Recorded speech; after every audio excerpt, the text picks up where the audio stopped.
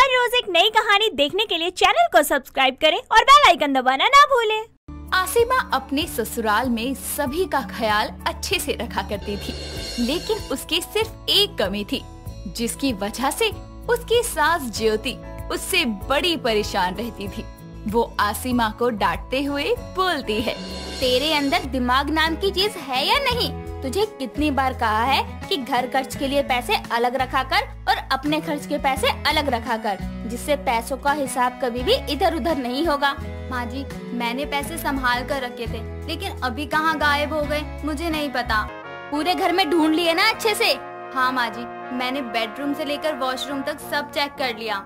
हे भगवान, वॉशरूम में कौन पैसे रखता है जो तू वहाँ चेक करने गई थी? वो माँ जी, कभी कभी मैं ही रख दिया करती थी। तेरे जैसी लापरवाह इंसान मैंने आज तक नहीं देखी। पता नहीं तेरी माँ तुझे कैसे झेलती होगी।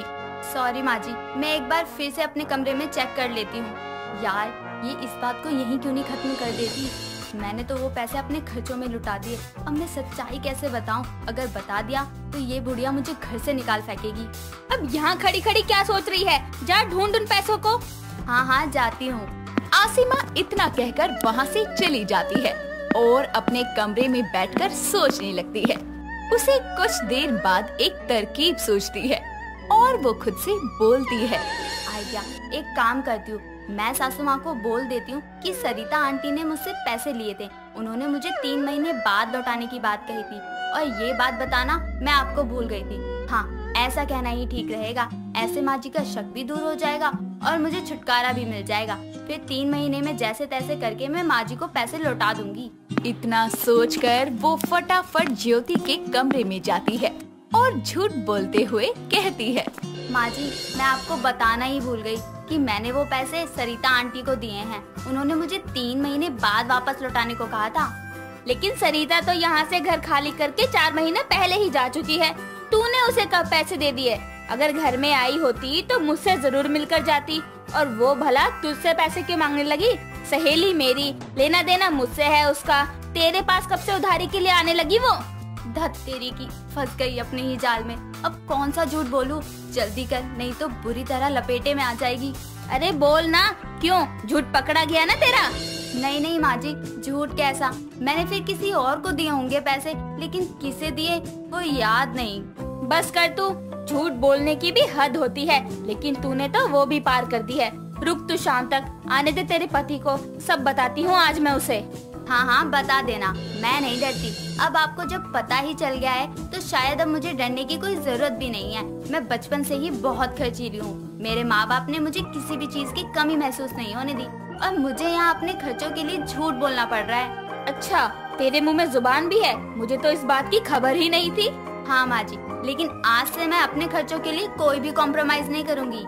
इतना बोलकर आसिमा वहाँ से चली जाती है। शाम होने पर जब आसिमा का पति बबलू ऑफिस से घर आता है तो उसके घर पहुँचते ही ज्योति उसके पास आकर बरसते हुए बोलती है, पहले तो सिर्फ टाल मटोली खेला करती थी, लेकिन अब तो झूठ भी बोलना शुरू कर दिया है। एक तो पहले पैसे चुरा कर खा गई और अब सीना जोरी भी कर रही है। कहती है कि मेरे घर वाले मुझे किसी चीज की कमी महसूस नहीं होने देते। हम तो जैसे इसे नौकरानी बना कर रखते हैं ना। अरे माँ, बस भी करो। घर आकर पहली सांस भी नहीं ले पाया, लेकिन आपकी 10 चुगलियाँ मेरे खून में पहुँच गई हैं। मेरे दिमाग को सिग्नल मिल चुका है कि आप किसी चीज के बारे में बात कर रही हैं। आसिमा ने आपके पैसे चुराए? हाँ, पैसे रखने के लिए दिए, लेकिन मैडम के खर्चे ही अपार हैं। आसिमा, इधर आओ मेरे पास। बबलू की गुस्से भरी आवाज सुनकर आसिमा जल्दी से उसके पास आती है। बबलू उसे गुस्सा करते हुए बोलता है, मैं तुम्हें खर्च के लिए पैसे नहीं देता क्या, जो तुमने माँ के भी पैसे फिजूल में खर्च कर दिए? हाँ, बोल अब इसके सामने, जैसे मुझे अपने बाप की धमकी दे रही थी। देखिए सासू माँ, पहली बात तो ये कि मैंने आपको धमकी नहीं दी थी। बस मैंने ये बताया था कि मेरे खर्चे के लिए पैसे कम पड़ गए थे, तो मैंने आपके पैसे अपने खर्च में लगा दिए। इसमें मैंने गलत ही क्या किया? मेरे बाप ने दहेज में आपको नगद पैसे दिए हैं। अगर मैं उनमें से कुछ पैसे खर्च लूं, आपको बड़ी मिर्ची लग रही है।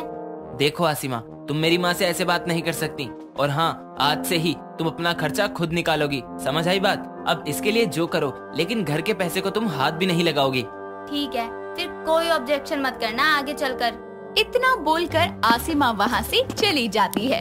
और धीरे धीरे अपने मायके से लाया सारा सामान OLX पर बेचना शुरू कर देती है। कभी वो पुराना टीवी बेच देती तो कभी टेबल को ही बेच देती और अपना जेब खर्च निकाला करती। ज्योति घर के सामान को गायब होता देखकर उससे बोलती है, धीरे धीरे घर का सारा सामान गायब होता जा रहा है, ये बहू आखिर क्या करके मानेगी। ये सब सामान मेरे मायके से दहेज में आया था, मेरे पापा के पैसों से, तो मैं इन्हें बेचकर अपनी जरूरतों के लिए खर्च निकाल रही हूँ। अब तो मैं आप लोगों से पैसे मांगने नहीं आ रही, फिर आपको क्या तकलीफ हो गई? वाह वाह, तू तो इस घर के साथ साथ अपने पति और मुझे भी बेच देगी, लेकिन उससे भी तेरा खर्चा कभी पूरा नहीं होगा। जरूरत पड़ी तो ऐसा भी कर दूंगी मैं। वैसे आजकल मेरे हाथों से पैसा खर्च ना हो ऐसा कोई दिन नहीं बीत रहा। अब तो मुझे पैसा खर्च करने की ऐसी लत लगी है कि जिस दिन मैं पैसा ना उड़ाऊं उस दिन मुझे नींद नहीं आती, मेरा चैन उड़ जाता है और मेरा खाना भी नहीं पचता। हे राम, कैसी बहू मिली है, ये कुलक्षणी मेरा घर ही खा जाएगी। तू अभी निकल जा मेरे घर से, मुझे तेरी शक्ल भी नहीं देखनी। अरे पहले बर्बाद तो कर लेने दो घर को अच्छी तरह से। तू निकलती है या नहीं? वैसे मैं सोच रही हूँ कि इस घर को बेच ही दूं और जिंदगी भर उन पैसों से मौज लूं। आहा, क्या मजा होगा जिंदगी में, एक अलग ही रौनक होगी। कोई इसे सद्बुद्धि दे। माँ जी, आप ऐसे ही बोलती रहो, मैं आपकी इस पोस्ट में फोटो सोशल मीडिया में डालकर बहुत पैसा कमा सकती हूँ, साथ ही आप फेमस भी हो जाओगी। इतना सुनकर ज्योति अपने घर पर ताला लगाकर तिजोरी में रखे सभी गहने, पैसे और प्रॉपर्टी के पेपर्स निकालकर बबलू को लिए अपने मायके चली जाती है। और अपने मायके पहुंचकर वो आसिमा के घर वालों को फोन करके बोलती है, आपकी बेटी पागल हो गई है, आपने उसको क्या खिला पिला कर बड़ा किया है। वो आज मुझे बर्बाद करने की कसम खा चुकी है, घर का सारा सामान बेच दिया, एक बर्तन भी नहीं छोड़ा, वो भी सिर्फ अपने खर्चे के लिए। मैं कंगाल हो गई आपकी बेटी के खर्चे से। मैं और आपका दामाद उसके खर्चे की डर से मेरे मायके में ठहरे हैं, कृपया करके आप उसे ले जाइए। ज्योति की सारी बातें सुनकर आसिमा का पिता बोलता है, देखिए समधन जी, हमने इसी डर की वजह से उसे आपके यहाँ बहू के रूप में विदा किया था। हम भी लुट चुके होते, अगर वो कुछ दिन हमारे यहाँ और रहती तो हमारा घर भी बिक चुका होता। आपके घर की बहू है, आप संभालिए। इतना बोलकर नीलेश फोन रख देता है और दोबारा कभी जिंदगी में ज्योति का कॉल नहीं उठाता। और एक दिन ऐसा आता है जब आसिमा के पास कुछ नहीं बचता और आसिमा भीख मांगना शुरू कर देती है। उसे खाने पीने के लिए भी लोगों के घरों से मांग मांग कर खाना पड़ता। एक दिन उसकी सहेली उसे रास्ते में मिलती है और उसे इस हालत में देखकर उसकी मदद करने की सोचती है। वो उसे अपने साथ अपने घर पर जगह देती है और अपने वर्क प्लेस पर काम भी दिलवाती है।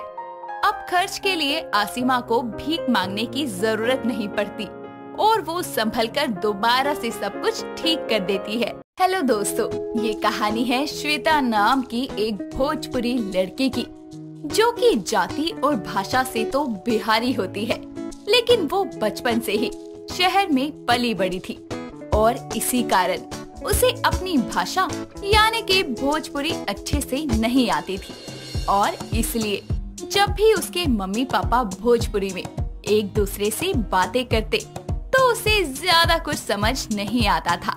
ऐसे ही एक सुबह उसकी माँ जानकी चाय बना रही होती है और तभी वहाँ श्वेता नींद में चलती हुई आती है और अपनी माँ से बोलती है, गुड मॉर्निंग माँ पापा। माँ, मेरी कॉफी कहाँ है? हेने बात तो हर कॉफी बिटिया, यहाँ आवा हमरे पास। माँ, कितनी बार कहा है ना आपको कि मुझसे भोजपुरी में बात मत करना, मुझे बहुत कम समझ में आता है। और स्पेशली तब जब आप आई हो दादा शब्द बोलते हो ना, तो मेरे सर के ऊपर से जाता है। अरे बिटिया, ये कितना गलत बात हवे कि तोके भोजपुरी बोले नहीं आवत। आखिर तोहरे माई पापा तो बिहार से ही है ना, फिर तू भी कोशिश क्यों नहीं करत? बहुत जल्दी सीख जाइबे तू। ये आप दोनों की ही कमी है। अगर आप लोग मुझे कभी बिहार लेकर गए होते तो मैं भी भोजपुरी बोलती। मुझे भोजपुरी गानों के धुन बहुत अच्छे लगते हैं। काश कि उसके शब्द पूरी तरह से समझ में आते तो कितना अच्छा होता। अरे बिटिया, तोहार ई ख्वाहिश भी हम कल पूरा कर दी हैं, काहे कि कल हमें अपन गांव जाए के है, तो तू भी अपना सामान पैक कर ले, ठीक है? और हम भी आपन और तोहार पापा के बैग पैक कर लिए हैं। इस तरह जानकी अपनी बेटी को पैकिंग करने को बोलती है और अगली ही सुबह जानकी, अशोक और श्वेता दिल्ली से अपने गांव पटना जाने के लिए रवाना होते हैं। वक्त बीतता है और लगभग 18 घंटों के बाद ट्रेन उन्हें पटना पहुंचा देती है और वो स्टेशन से अपने घर के लिए रवाना होते हैं, जहां रास्ते में श्वेता चारों तरफ देखकर बोलती है, अरे वाह माँ, ये खेत खलिहान तो बड़े ही अमेजिंग लग रहे हैं। आज तक दिल्ली में ये सब देखा ही नहीं मैंने। बिहार सच में अच्छी जगह है। श्वेता जब ये बोल ही रही होती है कि तभी उसकी माँ उससे बोलती है, देख बिटिया, गांव की इस सुंदर बेला देखन भर से तू कितनी खुश हो गई। सोच, जब तू कुछ दिन यहाँ रही है तो तू भी यहाँ की भाषा सीख जाई है और खान पान, पहनावा ओढ़ावा भी। इस तरह जब वो जा रहे होते हैं तो जिस गाड़ी में वो तीनों सवार होते हैं, अचानक उसमें एक भोजपुरी गाना बजता है और श्वेता उस गाने को सुनकर उसे रिपीट करते हुए गाती है, हाय रे उठ लाली, हाय रे कजरा, जान मारे तोहरो टूपिस घगरा ए गोरी। इस तरह कुछ ही देर में तीनों पटना के अपने गांव हाजीपुर में पहुंचते हैं, जहां श्वेता सभी औरतों को साड़ी पहने देखती है। कहीं औरतें बैठकर सोहर गा रही होती है तो कोई अपनी भैंस को चराने जा रही होती है। गांव का ऐसा नजारा देखकर वो बहुत खुश होती है और खुद से बोलती है, अरे वाह, ये गांव के खूबसूरत मौसम के साथ साथ यहाँ के लोग भी कितने अच्छे लग रहे हैं। देखो कितने प्यार से एक दूसरे के साथ बैठकर बातें कर रहे हैं, हंस बोल रहे हैं, और इनकी ये साड़ी तो और भी अच्छी लग रही है। अब तो मुझे अपने भोजपुरिया होने पर गर्व हो रहा है। बस मैं भी यहाँ की भाषा जल्दी से सीख लूं। अरे इसमें कौन सी दिक्कत है बिटिया, तेरे पापा तुझे सिखाएंगे फुल भोजपुरी। मैं तुझे यहाँ की लिट्टी चोखा खिलाता हूँ। और हाँ, आज तक तो तू सिर्फ दिल्ली के छोले भटूरे खाती आई है, आज मैं तुझे हाजीपुर का छोला समोसा भी खिलाता हूँ। इस तरह अशोक अपनी बेटी श्वेता को बिहार की मनोहर डिश खिलाता है, जिसके बाद श्वेता बोलती है, वाह पापा, इट्स अमेजिंग। अरे मोर बिटिया, ऐसे नहीं, भोजपुरी में बोल के बतावा। बोल कि ईदा बहुते निक बा। हाँ पापा, ये लिट्टी चोखा था बहुते निक बा। इस तरह गांव घूमने आई श्वेता हाजीपुर में कुछ दिन रहने के कारण बहुत ही जल्दी वहाँ की भाषा, खान पान और सब कुछ सीख जाती है। ऐसे ही कुछ दिन बीतने के बाद वो तीनों वापस शहर आते हैं और कुछ दिनों बाद ही अशोक के पास अपनी बेटी के लिए दिल्ली के ही एक ज्ञान नाम के लड़के का रिश्ता आता है, जिसके बाद अशोक बोलता है, श्वेता बेटी, तेरे लिए ज्ञान नाम के लड़के का रिश्ता आया कल, अच्छे से रेडी हो जाइयो। ओके पापा, वैसे आप कहो तो कल मैं भोजपुरी अंदाज में रेडी हो जाऊं, क्योंकि हाजीपुर से आने के बाद मुझे तो वहाँ की भाषा से और वहाँ से प्यार हो गया है। अरे अपने भोजपुरी अंदाज के शौक तू अपने ससुराल में जाकर पूरे करियो। अगले ही दिन ज्ञान और उसकी माँ श्वेता को देखने आते हैं और श्वेता के घर वाले उनका स्वागत करते हैं। तभी श्वेता उनके लिए चाय नाश्ता लेकर आती है और दोनों को परोसती है। चाय पीने के बाद रेवती बोलती है, अरे वाह भाई साहब, आपकी बेटी तो बिल्कुल वैसी है जैसे मेरे बेटे के लिए मुझे चाहिए थी। ये मॉडर्न भी है और आज के जमाने की भी है। मुझे रिश्ता मंजूर है, आप तो शादी की तैयारियां कीजिए। ज्ञान और श्वेता का रिश्ता तय हो जाता है, जिसके कुछ ही दिनों में उन दोनों की शादी भी हो जाती है, जिसके बाद श्वेता अपनी ससुराल आती है और फिर उन दोनों की सुहाग रात आती है और ज्ञान रोमांटिक अंदाज में श्वेता के पास आकर उसे बोलता है, श्वेता, तुम इस दुल्हन के लाल जोड़े में कितनी सुंदर लग रही हो, मन कर रहा है तुम्हें हक कर लूं इसी वक्त। अरे तो इमा, पूछे के कौन सा बात है सजनवा, आओ और अपने कलेजा से सटा लो हमको। तुम भोजपुरी बोल रही हो ना, हाउ फनी यार। अच्छा, मैं तुम्हें हिंदी में आई लव यू बोलता हूँ, तुम इसे भोजपुरी में बोलो। इमा कोनो बड़का बात थोड़ी है, अबे लो, हम भी तो उसे बहुत प्यार करीला सजनवा, बोले तो आई लव यू टू।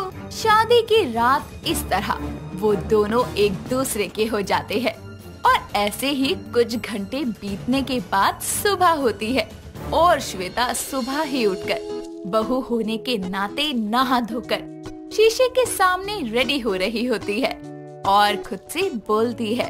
हम अम्मा के देखे रहे कि कैसन वो पापा के लंबी उम्र खातिर पूरा मांग में सिंदूर लगावत रही, तो अब हमहू सजनवा खातिर एकदम वैसे ने सिंदूर लगाई। श्वेता अपनी पूरी मांग भरकर साड़ी में सज धज कर भोजपुरिया अंदाज में किचन में जाती है, जहाँ उसकी सास रेवती उसके पास आकर बोलती है। अरे श्वेता बहू, बड़ी सुबह उठ गई तू, क्या बात है? सुबह उठने के लिए रात को सोई नहीं थी क्या?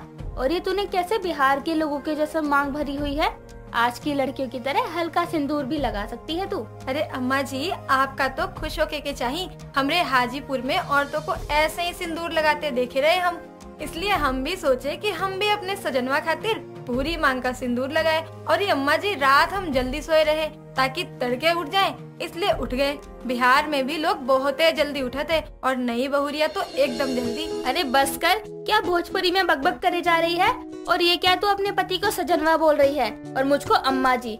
देख, मुझे अम्मा जी मत बोल, पूरा देहाती लग रहा है सुनने में। सासू माँ या माँ जी बोल। माँ जी, देहाती मत कहिए, ये हमारी भोजपुरिया भाषा है, हाजीपुर की भाषा। वहाँ सास को अम्मा जी ही बोलत है और पति को सजनवा ही बोलत है हमरे गांव में, इसीलिए। और हमको आपको अम्मा जी ही बोलना ज्यादा निमन लागत है। हाँ बोलते होंगे, लेकिन मैं आज के जमाने की हूँ और मुझे भोजपुरी ना पसंद है ना मुझे समझ आती। ऐसा लगता है मेरे सर के ऊपर से जा रही है। अरे मोरी अम्मा जी, आप काहे टेंशन याद हो, हम सिखा दिए आपको भोजपुरी। चलो हम तो के एक डेमो देते हैं। देखो, भोजपुरी में बिल्ली को बिलाई, मम्मी को माई, चावल को भात और शादी को लगन और पति को सजनवा कहते हैं। और ये डेमो देखा? अरे बस कर, मुझे नहीं सीखनी, आज के लिए इतनी बहुत है। चल, आज तेरी पहली रसोई है तो तू खाना बना ले, ठीक है? रेवती वहाँ से चली जाती है और श्वेता बोलती है। अम्मा जी बोली है कि आज हमारी पहली रसोई है, तो आज हम अलग तरीके से खाना बनाइए।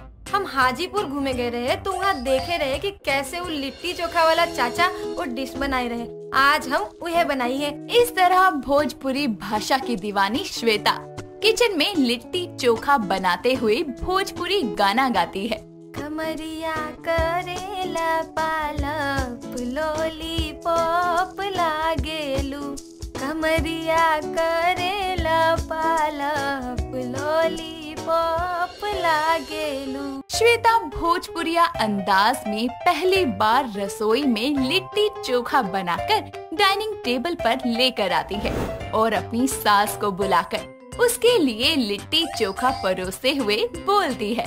ये ले अम्मा जी, हाजीपुरी अंदाज का लिट्टी चोखा खाओ, तुम्हारी बहुरिया बनाई है। अरे ओ नासपिटी, ये बनाता है क्या कोई पहली रसोई में? ऊपर वाले, ये कैसी बहू दी है तूने मुझे? उस वक्त को इसके हाव भाव देखकर लग रहा था कि ये कितनी मॉडर्न है, लेकिन ये तो एकदम गवार है। मेरी तो किस्मत ही फूट गई भोजपुरिया बहू पाकर। अरे अम्मा जी, हम तुमका एक शायरी सुनावत है। जो कोई खात है बिहार का लिट्टी चोखा, ओके कोई भी ना दे सकत है कब हूँ धोखा। हाँ हाँ, दे अब अपना ये लिट्टी चोखा, जिंदगी में पहली बार खाने जा रही हूँ, ना जाने कैसा होगा ये। इस तरह रेवती लिट्टी चोखा खाती है और उसे उसका स्वाद बहुत पसंद आता है और वो उसे खाकर अपनी बहू की तारीफ करते हुए बोलती है। अरे वाह रे मेरी भोजपुरिया बहू, तेरा ये लिट्टी चोखा तो सच में बहुत टेस्टी है। ये बात हुई ना सासू माँ, तो फिर यह खुशी में जरा एक भोजपुरिया गाने पर हमरे साथ 2-4 ठुमका मार लियो ना। सास बहू एक साथ नाचते हुए गाना गाते हैं और ठुमका लगाते हैं और श्वेता भोजपुरी में एक गाना गाती है। सासू माँ लिट्टी खाली हली थरिया बिछाई के, और सयाज दिलवा मांगे ले गमछा बिछाई के। इस तरह श्वेता की सास भी अपनी भोजपुरिया बहू की तरह ही भोजपुरी खाने के साथ भोजपुरी गाने की भी शौकीन हो जाती है और अपनी बहू से बोलती है। बहू, तेरा लिट्टी चोखा तो मुझे बहुत पसंद आया और उससे भी ज्यादा अच्छा है ये एनर्जेटिक भोजपुरिया गाना। इसमें ना नाचने वालों के भी पैर अपने आप थिरक जाएंगे। मैंने अब भोजपुरिया खाना भी खा लिया और भोजपुरिया गाना भी सुन लिया। बस अब तो मुझे अपनी भोजपुरी भाषा भी सिखा दियो, फिर हम दोनों भोजपुरी में ही बात करेंगे। अरे वाह, जियो मोरी सासू मैया। वैसे ये की है आपने भोजपुरिया बहू की भोजपुरिया सास जैसन बात। श्वेता अपनी सास को भोजपुरी सिखाती है और इस तरह दिल्ली में पली बड़ी श्वेता अपनी भाषा हमेशा के लिए न सिर्फ खुद बोलती है बल्कि अपने सास और पति को भी सिखाती है। और इस तरह ये कहानी यहाँ खत्म हो जाती है। यार मधुरा, कैसी है तू? क्या कर रही है? कुछ नहीं यार, बस बैठी हूँ, इंस्टा चला रही थी। यार कई दिन हो गए हम कहीं बाहर नहीं गए, चल हम शॉपिंग पर चलते हैं। सही कह रही है, वैसे भी विंटर आ रही है तो कुछ कपड़े तो लेकर आने ही हैं। पर यार जाएंगे कहाँ शॉपिंग के लिए? मिल तो सही, मैं अपने आप लेकर चलूंगी तुझे। चल ठीक है, मैं 12 बजे तुझे मेट्रो स्टेशन पर मिलती हूँ। इतना कहकर सिया फोन रख देती है और रेडी होना शुरू हो जाती है। थोड़ी ही देर में वो रेडी होकर घर से निकल जाती है और मेट्रो स्टेशन पहुंचकर मधुरा को कॉल करती है। कुछ ही देर में मधुरा भी वहां आती है और तभी सिया बोलती है, यार अब तो बता दे कि हम दोनों जा कहाँ रहे हैं? अरे मेरी जान, हम दोनों सरोजनी नगर जा रहे हैं शॉपिंग के लिए। मैंने ना इसके बारे में बहुत सारी वीडियोस देखी हैं, शॉपिंग की, फूड की। वहाँ ना बहुत सस्ते और अच्छे कपड़े मिल जाते हैं। वाह यार, सही है, चल जल्दी चल। दोनों सहेलियां जल्दी से मेट्रो में बैठ जाती है और सरोजनी नगर मार्केट पहुंच जाती हैं। सिया और मधुरा चारों तरफ नजरें घुमाकर देखने लगती है। तभी सिया बोलती है, यार वो देख, 150 के 2 टॉप मिल रहे हैं। और वहाँ देख, लिखा है कोई भी जूता लो बस 200 में। ओए उधर देख, कितना सेक्सी आउटफिट है, वो भी बस 300 में। यार यहाँ तो बहुत कुछ है, आज तो कट्टे भर भर के शॉपिंग करेंगे। इतना कहकर दोनों सरोजनी नगर मार्केट घूमना शुरू कर देती है और कपड़े खरीदती जाती है। दोनों को शॉपिंग करते करते शाम के 4 बज जाते हैं, जिसके बाद हाथों में ढेर सारे बैग लिए दोनों घर वापस आती है। सिया भी मधुरा के साथ ही उसके घर आती है और जिसके बाद दोनों अपने लाए हुए कपड़ों को पहन कर ट्राई करती है। सिया एक रेड कलर का क्रॉप टॉप पहनकर मधुरा को दिखाती है और बोलती है, देख यार, ये वाला टॉप मैंने 75 रुपए में लिया है बस। कितना सेक्सी है ना, ब्लू डेनिम के साथ कितना कूल लगेगा। हाँ सही कह रही है, मैंने भी लिया है 50 रुपए में, ये येलो वाला। यार आज तो दिल खुश हो गया, अब तो मैं हमेशा सरोजनी के कपड़े पहनूंगी। ऐसे ही कुछ देर बीत जाने के बाद सिया अपने शॉपिंग बैग्स लेकर वापस अपने घर चली जाती है, जहां सिया की माँ नेहा उसके हाथों में इतने सारे कपड़ों के बैग देखकर बोलती है, सिया ये सब क्या है? अरे इतने सारे कपड़े, पहले ही घर की अलमारियों को सांस नहीं आ रही तेरे कपड़ों से, और अब तू और ले आई। अरे माँ, वो सब पुराने हो गए हैं, आप चाहो तो दान में दे दो। अब मैं सारे कपड़े बस सरोजनी के ही पहनूंगी। कपड़े तो तू बाद में पहनी हो, पहले तू ये बता कि कितने पैसे फूक कर आई है इन सब में? माँ ज्यादा नहीं, बस 2000 के लिए हैं सारे के सारे। क्या बोल रही है, सच में? हाँ माँ, सरोजनी में बहुत सस्ते और अच्छे कपड़े मिलते हैं, आपके लिए भी लेकर आऊंगी अगली बार। अभी मैं कमरे में जा रही हूँ, मुझे आराम करना है, थक गई हूँ ना।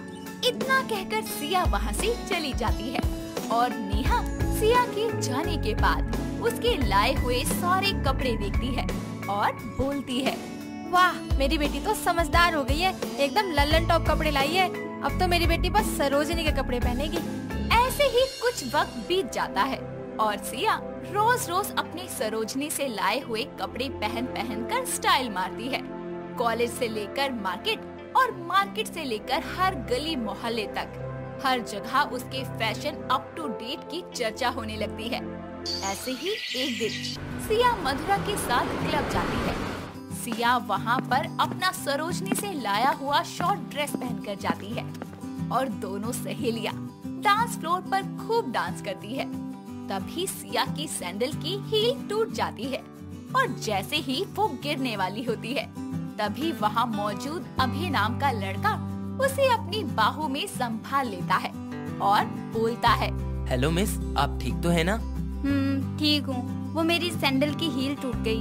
ओके, कोई बात नहीं, आइए साइड में आइए, मैं आपको सोफे पे बैठा देता हूँ। जिसके बाद अभय सिया का हाथ पकड़कर उसे सोफे तक ले जाता है और बैठा देता है।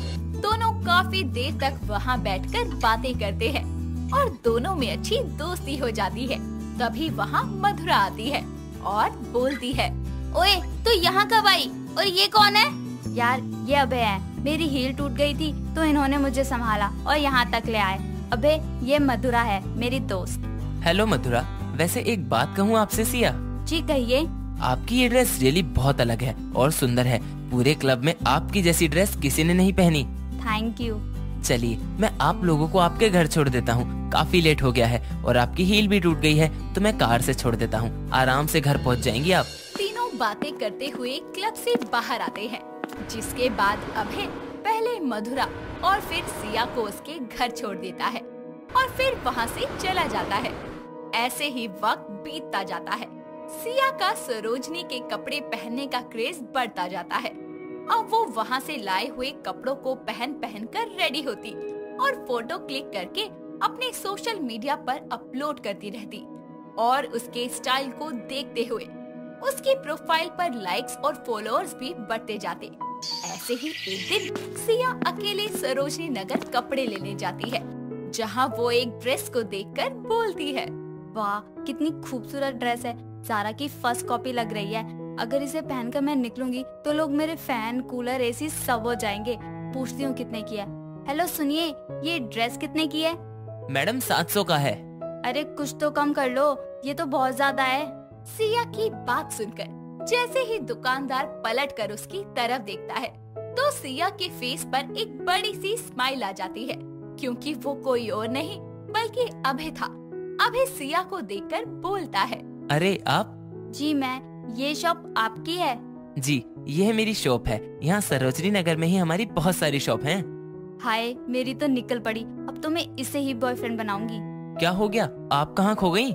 कहीं नहीं, तो आज आप मुझे शॉपिंग करवाइए। वैसे तो मैं सारे कपड़े सरोजनी के ही पहनती हूँ, यहीं से शॉपिंग करती हूँ। आज आप करवा दो, चिंता ना करो, बिल मैं ही दूंगी, आप बस कंपनी देना। सिया की बात सुनकर अभय हंसने लगता है और फिर वो सिया के साथ सरोजनी में उसे शॉपिंग करवाने लगता है। काफी वक्त बीत जाता है और सिया की शॉपिंग कंप्लीट हो जाती है, जिसके बाद अभय उसे वही ड्रेस गिफ्ट करता है जिसका प्राइस पूछते हुए वो उसकी शॉप तक आई थी। फिर सिया अपने घर आ जाती है। ऐसे ही वक्त बीतता जाता है और सिया और अभय की बातों और मुलाकातों का सिलसिला शुरू हो जाता है और दोनों एक दूसरे से प्यार करने लगते हैं। ऐसे ही एक दिन सिया अभय से बोलती है, अबे तुम तो जानते ही हो कि मुझे सरोजनी के कपड़े पहनने का कितना शौक है। मैं सोच रही थी क्यों ना मैं सरोजनी नगर मार्केट की शॉपिंग का व्लॉग बनाकर पोस्ट करूं। इससे तुम्हारी शॉप का और मेरा भी दोनों का ही नाम होगा। ठीक है सिया, जैसा तुम्हें ठीक लगे वैसा करो, मैं तुम्हारी मदद करूंगा इसमें। सिया जल्दी से अभय को हक कर लेती है और इसके बाद अभय की और मधुरा की मदद से सरोजनी नगर के कपड़े पहनकर सिया शॉपिंग के व्लॉग बनाना शुरू कर देती है और उनको YouTube पर पोस्ट करना शुरू करती है और उसकी वीडियोस को लोगों के द्वारा काफी पसंद किया जाने लगता है। अब सिया खुद तो सरोजनी के कपड़े पहनती ही थी, साथ ही उसके फैंस भी उसी की तरह सरोजनी के कपड़े पहनने लगते हैं और कुछ वक्त बाद अभय और सिया शादी कर लेते हैं। दोस्तों अगर आपको ये कहानी पसंद आई तो इसे लाइक करें, शेयर करें और कमेंट करके बताएं कि कहानी में आपको सबसे अच्छा क्या लगा।